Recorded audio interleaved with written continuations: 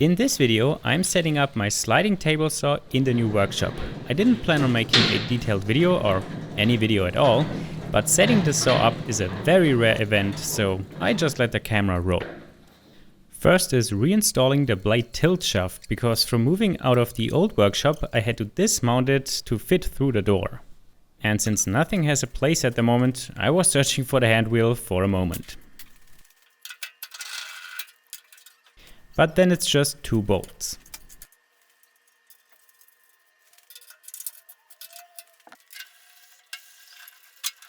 Next is actually more disassembly to fix a problem. The dust collection performance was rather poor in the last years, and I knew the hose was broken, but never got around to fix it. Yeah, that sure hurts dust collection performance. At least the belt is in good condition. Fixing the hose is just a matter of cutting the damaged section off and putting it back on. But it's fighting against being bent into a rectangle shape.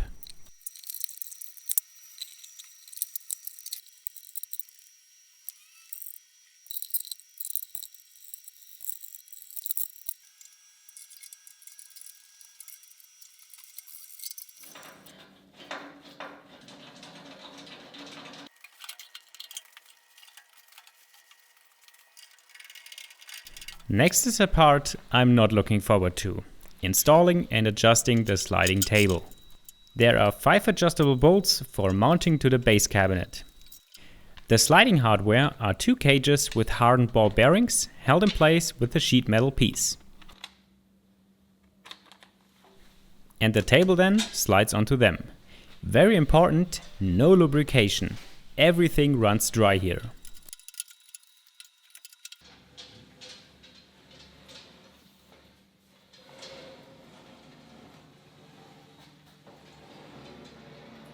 Some retaining hardware and end stops make sure it can slide off again.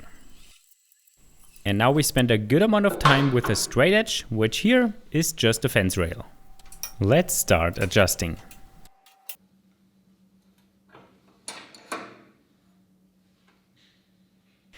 My method is to start at the front and check the gap between the straight edge and the tables with a feeler gauge.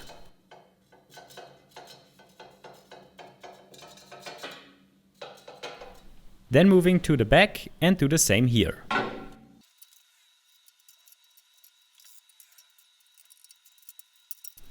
So far so simple, but then you slide to one end and everything is off again. So, next adjustment.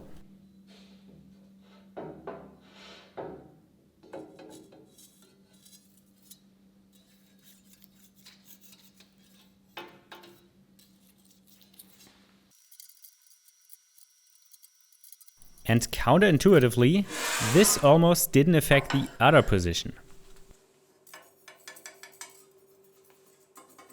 That's because when the table is flush in the front, the ball cage is pretty far back.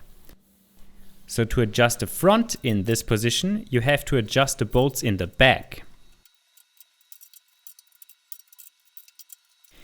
And then the front was good in pretty much all positions.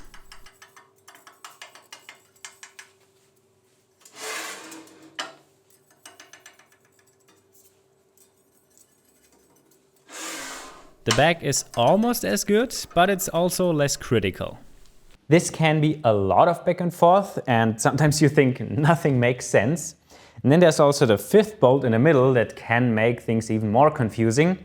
It's not really helpful for adjusting. It's there to kind of prevent the mounting bracket from flexing too much when there is a lot of weight on it during use. So I tightened that in the end when all of the other adjustments were done. The one thing to keep in mind is you cannot get it perfect, because once you're close, you're starting to hunt down the flex from its own weight. I'd make sure the front is good in every position, the back is okay, and call that good. Back when I got it from the factory, the sliding table was set about 0.2 millimeters above the cast iron, which makes sense for heavy pieces so they don't rub on the table and they're easy to slide.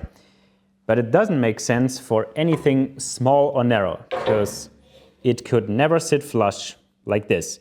And since I knew I would cut a lot more narrow pieces than really big pieces, I preferred it to be flush. And while I was doing that the first time, I could also make this gap along the cast iron table smaller, which is only good.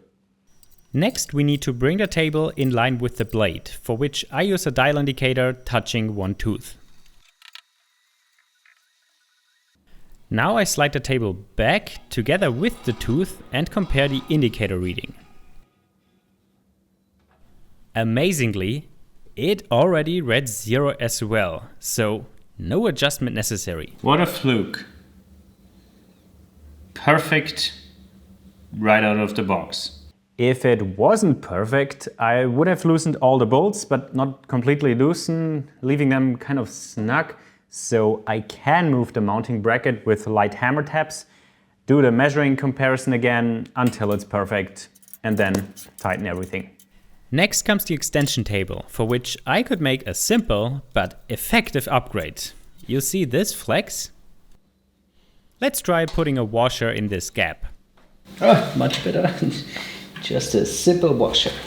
Huge difference. Makes everything stiffer. Nice. Table goes on and gets adjusted. And then I noticed I forgot the washers.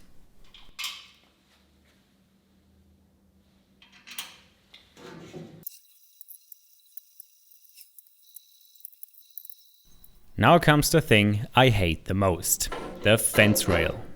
There are again 4 mounting bolts, and while mounting you have to nail 4 adjustments at once.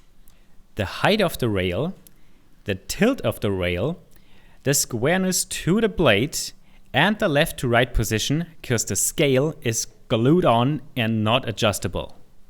I first made sure the left to right position is okay, but it's not super useful since the pointer is this piece of sheet metal.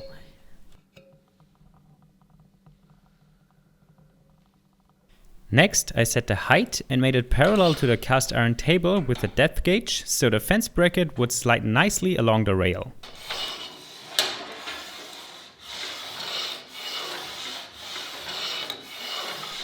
And then I made it square to the blade. I carefully measured the distance from tooth to the fence rail with calipers in the front and back, and made adjustments until I got the same readings. I just had to make sure to never fully loosen the bolts or all previous adjustments would be lost. And eventually, it's done. Perfect. Okay.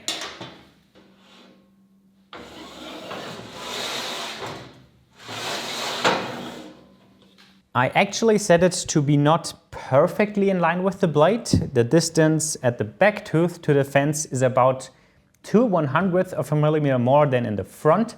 That's not dangerous or anything, you will never notice that, but it has the advantage that the teeth in the back that are coming up your workpiece cannot touch the freshly cut surface from the front teeth and cannot ruin the surface finish. I did all of the adjustments with the 2 bolts in the cast iron table, and when everything was done, I also tightened these ones into the extension table, trying to not move anything.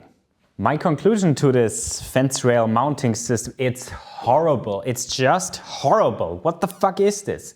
4 adjustments at once with bolts? Why?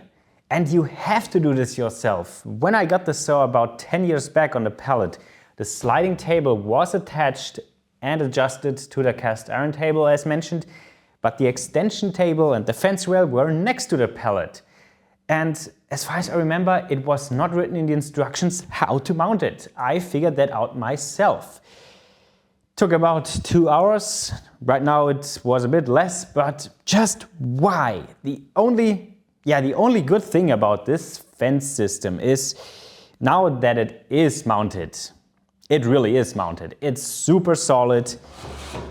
Before moving the saw, it has never changed in the 10 years it was in service, but just why?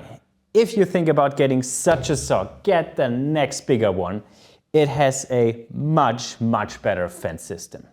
Now adding all remaining covers, and the saw is back in business.